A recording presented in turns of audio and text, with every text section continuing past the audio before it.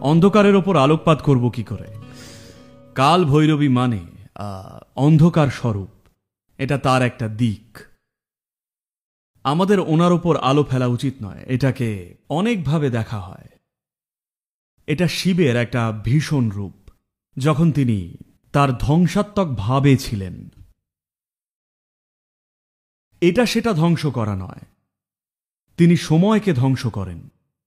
গোটা ভৌত জগতের অস্তিত্বটা কিন্তু সময়ের পরিসরের মধ্যেই রয়েছে, তাই না? আমি যদি আপনার সময়কে ধ্বংস করি, তাহলে সবকিছুই কিন্তু শেষ। দেখুন, এখন আপনার ঘড়িটা টিকটিক করে ঘুরে চলেছে, ঘড়ির সাথে আপনার ভেতরেও কিছু একটা টিকটিক করছে, তাই না? ধরুন সবকিছু ফাস্ট ফরওয়ার্ড করে দিলাম, জাস্ট ও শেষ, তাই না? তো কাল ভৈরব মানে ঠিক সেটাই। যেহেতু বেশিরভাগ মানুষ মহৎভাবে বাঁচার সিদ্ধান্ত নেয় না, তাই তাদের আকাঙ্ক্ষা হয় অন্তত আমি মহৎভাবে মরতে চাই। তাই কাল ভৈরব শিবের একটা ভীষণ রূপ। যায় আসে না সারা জীবন আপনি যতই পশুর মতো বাঁচুন না কেন, একটা গ্যারেন্টি ছিল যে কাশীতে এলেই আপনি মুক্তি পাবেন।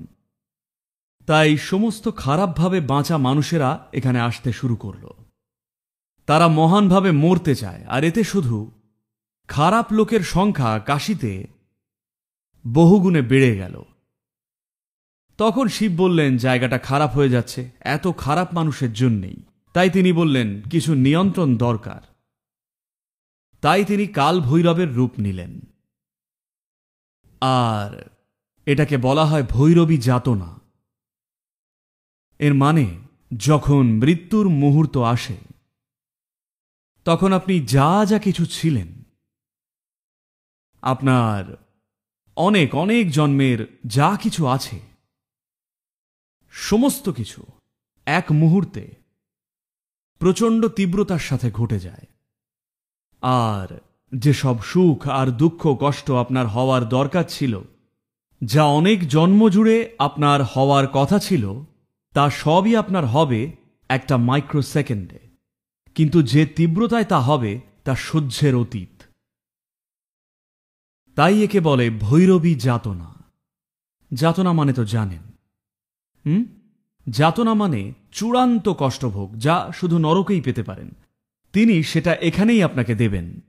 তাই যখন আপনি এই ধরনের কাজ করতে চান, আপনার সেই মতো সঠিক কস্টিউমও দরকার। তাই তিনি উপযুক্ত ভয়ঙ্কর দেখতে একটা কস্টিউমই পরে আসেন। তাকে সুন্দর দেখতে হলে সেটা খুব খারাপ হতো কিনা? যদি কেউ সুন্দর বেশে এসে ভয়ঙ্কর কাজ করে, সেটা খারাপ হবে। কেউ ভয়ঙ্কর কাজ করতে এলে তাকে অন্তত দেখতে ভয়ঙ্কর হওয়া উচিত, তাই না?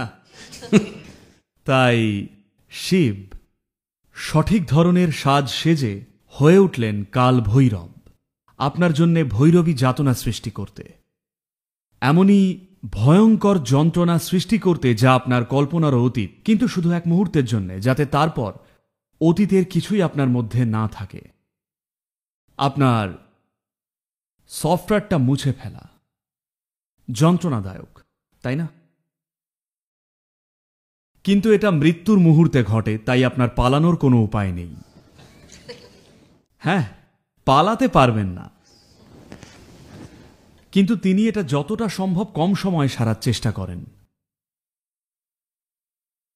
দ্রুত শেষ করতে হলে দুঃখ ভোগকে প্রচণ্ড তীব্র করে তুলতে হবে, তবেই দ্রুত শেষ হবে।